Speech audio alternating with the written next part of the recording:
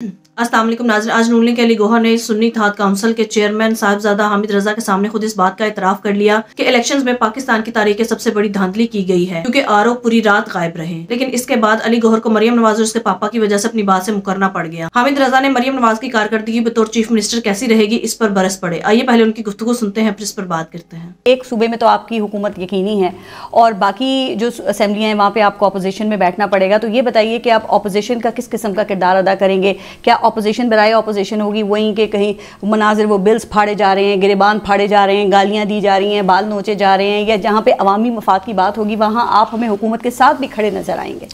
अच्छा देखिए, मेरे भाई ने अली गौहर साहब ने मेरे वालिद के साथ और इस ख़ानदान के साथ हमारा बड़ा एक एहतराम का ताल्लुक़ है और अल्हम्दुलिल्लाह वो एहतराम का ताल्लुक़ आज भी बहाल है और आइंदा भी इंशाल्लाह बहाल ही रहेगा। लेकिन एक बात मैं अर्ज़ करूँ, मैं अपने इस भाई से सिर्फ एक बात पूछना चाहता हूँ कि कल पंजाब असम्बली के अंदर जब मरियम साहबा तशरीफ़ लेके आई हैं, बिगनिंग किसने की है? ठीक बात है। वहाँ पर घड़ियाँ उठाकर घड़ी चोर के नारे किसने इस चीज़ की इब्तदा की और उसके बाद हमने उसको रिस्पॉन्ड किया।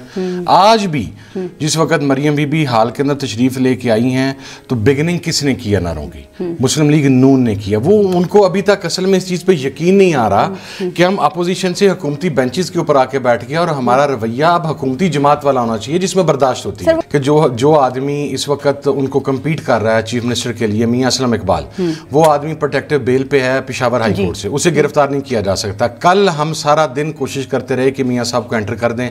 आप यकीन करें पंजाब असेंबली के हर दरवाजे के ऊपर एक एसपी की ड्यूटी थी कि मियां असलम इकबाल को अबडक्ट करना है। सर इसमें नून लीग क्या कर सकती है? मतलब वो तो निगरान हुकूमत की वो है ना उस वक्त वहां पे। इसमें नून लीग की क्या निगरान? मोहसिन नकवी साहब तो जाके मरियम साहबा के पास बैठे हुए हैं। मोहसिन नकवी हमें भी मिलने के लिए आ जाता है ना, वो तो तसलसल है, वो तो जाके उनके साथ बैठे हुए हैं। तो नहीं, वो ये कैसे डिसाइड कर सकते हैं कि कौन विनर है कौन लूजर है? अगर वो उस साइड पे जाके बैठे हैं तो इस साइड पे भी आके बैठना चाहिए ना, फिर हम वो कहते हैं कि वो न्यूट्रल थे। दूसरी बात यह है कि एक आदमी जो ऐवान का मेंबर मुंतखब हो गया है, उसने आपके बकौल चले, उसने लीडर ऑफ द अपोजिशन आना है, आप उसे ऐवान के अंदर नहीं आने दे रहे, आपकी पुलिस उसके ऊपर पर्सनल हुई खड़ी है, आपका आईजी पंजाब उसके ऊपर पर्सनल हुआ खड़ा है।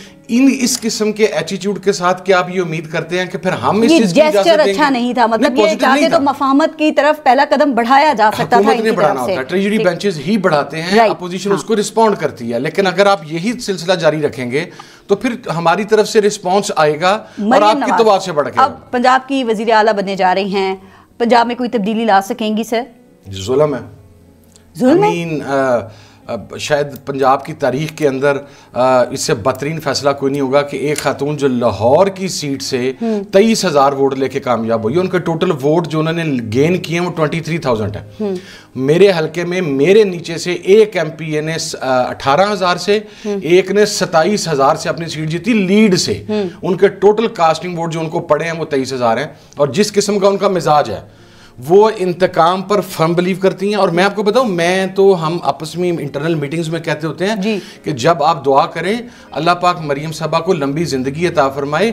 हम लोगों ने जो नून लीग का बेड़ा गर्क 5, 7, 10 साल में करना है, ये बीबी इंशाल्लाह 2-3 साल में कर दे। खान साहब को मौका मिला था ना, 11 करोड़ की आबादी वाले सूबे में उस्मान बुज़दार खान साहब ने लगा दिया, जो डॉक्टरों से ये पूछता था कि कोरोना का मरियम बीबी से फिर भी ज्यादा दर्जे, ये उस्मान बुज़दार से बड़ा जुल्म है। मरियम बीबी से 1000 दर्जे बेहतर था उस्मान बुज़दार। आप, मैं आपसे इसी प्रोग्राम के अंदर बैठ के आज से 6 माह के बाद पूछूंगा कि पंजाब के अंदर क्या हो रहा है। अभी इसकी बिगिनिंग आपने वो वजीर आला नहीं बनी और आपने मियां असलम इकबाल के हवाले से देख लिया। अभी तो हमें पता आ गया हमारे साथ क्या होना है। हम बिल्कुल क्लियर हैं इसके ऊपर, ब्लैक एंड व्हाइट। उनके साथ जो हॉक्स बैठे हुए हैं, उनके साथ वो लोग जिनका काम ही उनकी मदह सराई है, उनकी खुशामद है, जो उनके मिजाज को बाती भी है, वो पंजाब को नहीं चलने देगी। मौलाना फजलुर रहमान ने अभी 2 दिन पहले क्या कहा फौज पाकिस्तान के बारे में, ये कंटिन्यू करेगा। और आज मेरी बात आप ये बात आज लिख लें, यही 6 माह के बाद PMLN अफवाज पाकिस्तान के बारे में और रियासती इदारों के बारे में वो बातें कहेगी जो मियां साहब आज से 2 साल पहले कर रहे थे। शहबाज शरीफ तो नहीं कर सकते, उनके होते हुए तो कहा जा रहा है कि एस्टैब्लिशमेंट के साथ मामलात बहुत बेहतर बैठ कॉप खेलते हैं ना, करेंगे सही, वो बाज नहीं आएंगे। ये आप मेरी बात लिख के रख लीजिएगा, ये करने से बाज नहीं आएंगे और हम इस पर बिलीव नहीं करते। हमारा बड़ा करीबी ताल्लुक रहा शरीफ फैमिली से, और मैं मरियम साहबा का जब भी नाम लेता हूँ मरियम बीबी क्या के लेता हूँ, मैं कभी बिलो द बेल्ट गया। लेकिन मरियम नवाज साहबा उस शख्स की बेटी हैं जो पाकिस्तान का सबसे बड़ा एहसान फरामोश है। जब 2002 की असम्बली के अंदर परवेज़ मुशर्रफ के मुकाबले के अंदर कोई बंदा नहीं खड़ा था, मैं बताता हूँ। ज़फ़र इकबाल झगड़ा 1, ज़फ़र अली शाह 2, मखदूम जावेद हाशमी 3, साहिबजादा फजल करीम 4, तमीना दौलताना 5, सरदार जुल्फ़िकार अली खान खोसा 6, ये उन 10 नामों में से 6 नाम हैं जिन्होंने उस वक्त कैदोबंद की सोबतें बर्दाश्त की हैं। एम हमजा 7, जो लोग जेलों के अंदर नीचे उनके गटर का पानी छोड़ दिया जाता था, 12-12 घंटे बैठते नहीं थे, ये सब PMLN छोड़ गए। सब गलत है, सिर्फ मियाँ साहब सही हैं। मियाँ साहब अपने मुश्किल वक्त के साथी को पहचानते नहीं हैं। ये मेरा भाई बड़ा वफादार आदमी है, इस खानदान ने बड़ी वफा निभाई है मियाँ साहब के साथ। उन्हें he must consider this thing कि इस खानदान से वफा नहीं मिली आज तक किसी को भी। जो लोग छोड़ के गए हैं इनके मुश्किल वक्त के अंदर, इन्होंने डसा है। मियां हामिद रजा साहब, अगर हम मखसूस नशिस्तों को निकाल दें तो जो सुन्नी इत्तेहाद काउंसिल है वो अददी अक्सरियत के लिहाज से ऐवान की सबसे बड़ी पार्टी है और उसमें जो अरकान हैं वो पाकिस्तान तहरीक इंसाफ के ही नामजद करदा हैं। तो क्या अब हम ये समझें कि ऐवान के अंदर ये सुन्नी इत्तेहाद काउंसिल होगी जो इमरान खान के अहकामात को फॉलो करेगी, जो कि मेमोरेंडम में भी लिखा हुआ है, और आप अपनी कोई पॉलिसी इंपोज नहीं करेंगे और बाहर ये पाकिस्तान तहरीक इंसाफ होगी? देखिए, मैंने जब खान साहब के साथ ये तमाम चीज़ें मेरे से कही गई तो मैंने उनसे 2 बातें कही थी कि एक तो ये इत्तेहाद गैर मशरूत है और फ्राम नाउ ऑन मैं, चूँकि मेरे ऊपर एक इतना बड़ा ट्रस्ट किया गया, एतमाद का इज़हार किया गया था, अब मैं किसी ओहदे का तालिब भी नहीं हूँ इसके बाद से। और पॉलिसी इमरान खान की होगी, प्लेटफॉर्म सुन्नी इत्तेहाद काउंसिल का होगा, and outside it will obviously be PTI। Ali Gauhar Baloch साहब, हामिद रजा साहब सामने बैठे हैं। फैसलाबाद NA 104 से इलेक्शन इन्होंने लड़ा और ये काफ़ी लीड से जीत भी गए, लेकिन फैसलाबाद में बाकी जगहों पे इतना मार्जिन नहीं था। आपका हल्का था NA 97 और वहाँ से आप 2200 के करीब वोट्स से आपको शिकस्त हुई है। सर, ये क्या वजह है? ऐसा क्या हुआ कि पंजाब में नून लीग जो है वो सुकड़ती जा रही है और फैसलाबाद के अंदर तो नून लीग का सफाया ही हो गया? पिछली दफ़ा जो सीट्स आपकी थी वो भी रिटेन नहीं कर सके आप लोग। पहली बात तो ये है कि वो कौन सी ऐसी जगह थी जो गिलगित बल्तिस्तान से रिजल्ट आने थे और वो दूसरे दिन 2 बजे पहुंचे। असूली तौर पर तो उन रिजल्ट्स को जो है वो सुबह पहुंच जाना चाहिए था और प्रिजाइडिंग ऑफिसर इतनी लेट जो पहुंचे उनसे अभी तक तो किसी फॉरम पे नहीं पूछा गया कि आप लोग लेट क्यों पहुंचे, आपने रात पूरी कहां पर गुजारी। दूसरे दिन भी आप 2 बजे RO के ऑफिस में पहुंच रहे हैं।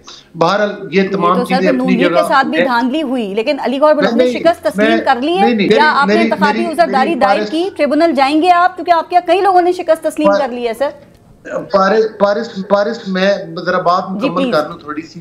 मुझे किसी फॉर्म 45 पे तो कोई इतराज नहीं है, लेकिन मैं ये कहता हूँ मेरी ये मैंने अपील की है कि मेरी जो है रिकाउंटिंग की जाए। और मुझे शक है कि मेरे रिजल्ट्स और थे और प्रिजाइडिंग कुछ ऑफिसर 1-2 ने वहां पर गड़बड़ की है। और दूसरी गुजारिश ये है, वो कैसी धांधली थी कि जो फैसलाबाद में आप खुद कह रही हैं कि आप सीट्स हार गए और गुजरावाला में हार गए, तो मेरा ख्याल है कि ये मेरा ख्याल है कि जिस तरह से ट्विटर पर और जिस तरह से सोशल मीडिया पर अब हमें इंतशार की सियासत से आगे जाना होगा। अली गौहर बलोच साहब, ट्विटर को आपने बंद कर, मुझे बताएं नून लीग क्या कह रही है कि आपका नून लीग का मौक़िफ़ क्या है कि साफ और शफाफ इलेक्शन हुआ है, धांधली नहीं हुई है? क्योंकि आपकी बातों से तो लग रहा है कि नून लीग को भी कंप्लेन है कि धांधली हुई है। आपके साबिक इत्तेहादी भी कह रहे हैं, मौलाना फजल रहमान साहब, ANP भी कह रही है जुडिशल कमीशन बनाओ। आपका क्या मौक़िफ़ है? देखिए, मेरी जाती राय में जो मैंने सारी बातें देखी और मीडिया पे सुनी है और आप लोगों से राब्ता हुआ है, देखिए मैं समझता हूं कि ये हर कंस्टिट्यूएंसी में जो भी इलेक्शन लूज करते हैं या जिनके भी कंसर्न्स होते हैं वो यकीनी तौर पर कहते हैं कि हमारे साथ कहीं ना कहीं ज्यादती हुई है। मेरा मौक़िफ़ ये है कि हमारे साथ जितनी भी किसी के साथ ज्यादती हुई हो, पाकिस्तान में हमें इश्तियाल अंगेजी की सियासत, हमें 9 मई की सियासत, हमें धरनों की सियासत, जिस तरह से मेरे भाई अभी हामिद रजा कह रहे थे। सर, आपके भाई हामिद रजा ये कह रहे हैं कि नून लीग का मौक़िफ़ क्या है? धांधली हुई है आपके ख्याल में इलेक्शंस में या नहीं हुई है? मेरा सवाल भी पहले ये था। नहीं, अपने मैं उसी का जवाब दे रहा हूँ, अगर गौर से सुन ले। देखिए, गुजारिश ये है कि जो ये समझता है कि उसके साथ धांधली हुई है वो मुतलका फोरम पे जाए। और इसका मतलब ये है कि अगर हम आगे की तरफ नहीं बढ़ेंगे तो हो सकता है कि आज ये ऑपोजिशन में बैठे। बिल्कुल सर, आप बहुत अच्छी बात कर रहे हैं। मुझे बताएं, धांधली हुई है नून लीग समझती है या नहीं हुई है? जिसको एतराज होगा वो तो चला जाएगा। आप नून लीग का मौक़िफ़ दे रहे हैं ना, तो आप समझते हैं नून लीग की धांधली हुई है?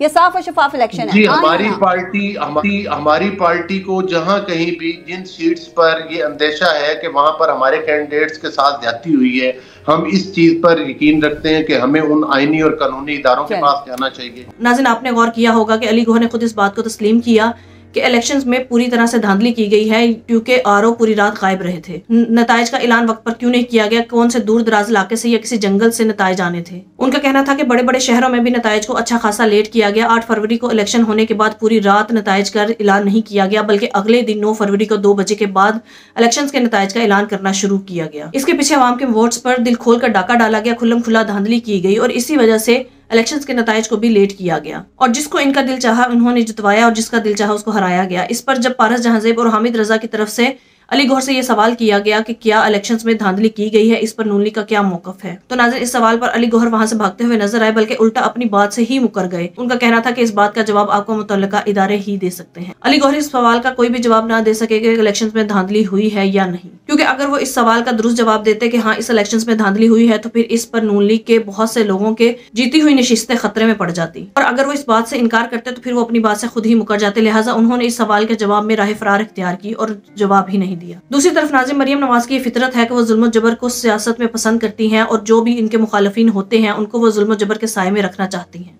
नाज़रीन अभी मरियम नवाज पंजाब की चीफ मिनिस्टर नहीं बनी, लेकिन जिस तरह से उन्होंने मुबैना तौर पर इमरान रियाज खान को गिरफ्तार करवाया और उन पर जुल्म सितम किया जा रहा है इस पर ताकि मरियम नवाज को खुश किया जा सके, क्योंकि इमरान रियाज खान जो मरियम नवाज के बारे में हमेशा से हकाइक बयान करते रहे हैं और सच को सामने लाते रहे हैं और मरियम नवाज से सच कभी भी हजम नहीं होता। दूसरी तरफ पीटीआई के नामजद चीफ मिनिस्टर को अभी तक ऐवान में जाने की इजाजत नहीं दी जा रही, जबकि हाईकोर्ट की तरफ से उन्हें जमानत भी मिल चुकी है और हाईकोर्ट का हुक्म भी आ चुका है कि उन्हें अभी गिरफ्तार नहीं किया जाएगा। इन सब के बावजूद अभी तक पंजाब पुलिस उनके पीछे पड़ी हुई है और पंजाब पुलिस उन्हें पंजाब असेंबली में जाने से रोक रही है और पुलिस एहलकारों को पंजाब असेंबली के गेट्स पर खड़ा किया गया है ताकि जैसे ही वो पंजाब असेंबली में आए तो उन्हें गिरफ्तार कर लिया जाए। नाज़रीन जुल्म और बर्बरियत की सियासत जो नून लीग का वतीरा रहा है, क्योंकि ये पैदा ही आमरीयत की गोद से हुई है, इसीलिए ये हमेशा जुल्म और बर्बरियत की सियासत करते आए हैं। नाज़रीन नून लीग की शुरू से यही फितरत रही है कि ये इक़्तिदार पर मुसल्लत होने के लिए किसी भी हद तक गिर सकते हैं, किसी भी हद तक जुल्म और जबर कर सकते हैं और इनको जैसे ही पता चलता है कि अवाम इन्हें मुस्तरद कर चुकी है तो फिर ये ऐसे ओछे हथकंडे इस्तेमाल करते हैं, अपनी फितरत पर वापस आ जाते हैं। जैसे कि अवाम पिछले 2 साल से नून लीग की जुल्म और बर्बरियत की मिसालें देख ही रही है। अब सुबह पंजाब की बदकिस्मती ये है कि मरियम नवाज जैसी जाबिर खातून इस पर चीफ मिनिस्टर के तौर पर मुसल्लत की जा रही है।